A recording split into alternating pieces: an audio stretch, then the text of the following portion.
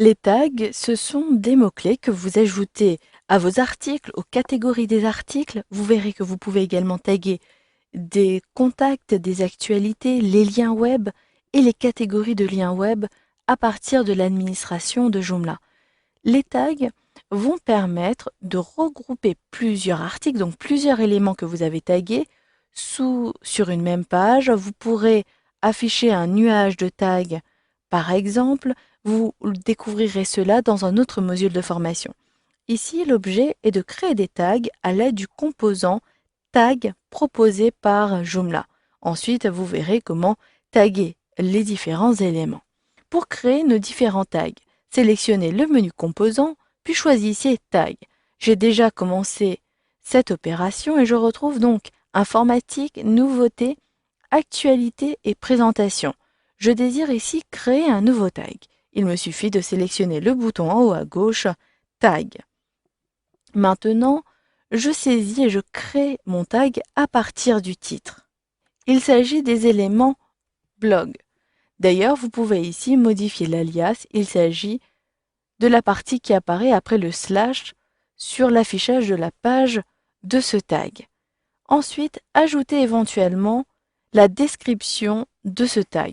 Cette description pourra s'afficher sur votre site si vous choisissez d'afficher la page du tag par exemple. Je saisis donc ici, il s'agit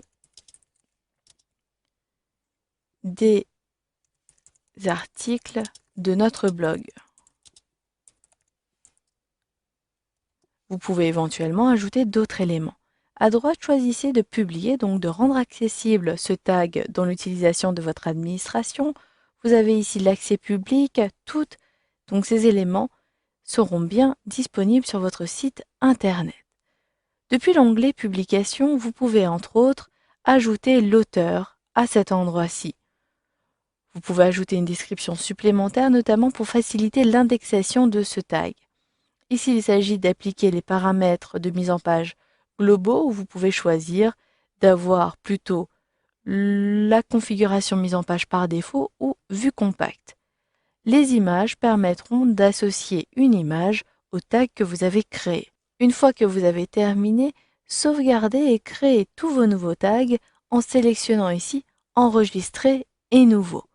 Une fois que vous avez terminé cette fois-ci de créer la liste de tous vos tags, sélectionnez Enregistrer et fermer. C'est le cas pour ma part, j'ai tout créé. Pour apporter une modification, il vous suffit tout simplement de cliquer sur le lien correspondant. Mais là, maintenant que j'ai créé mes différents éléments, je peux retrouver mes articles par exemple, ou l'élément ou l'un des éléments que je vous ai précisé au début pour taguer l'élément en question. Je retrouve ici tous les éléments qui sont publiés sur mon site. Puis, je choisis ici Bilan. Une fois que je suis dessus sur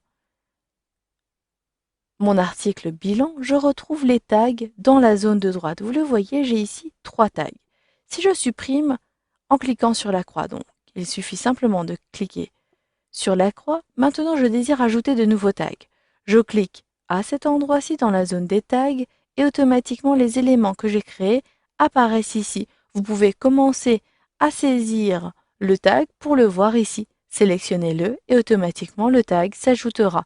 Vous pouvez ajouter d'autres tags en cliquant ici et surtout vous pouvez créer un nouveau tag. Si je veux ici créer un tag qui s'appellera bilan, j'appuie sur la touche entrée de mon clavier et automatiquement mon tag bilan a été créé à la fois ici.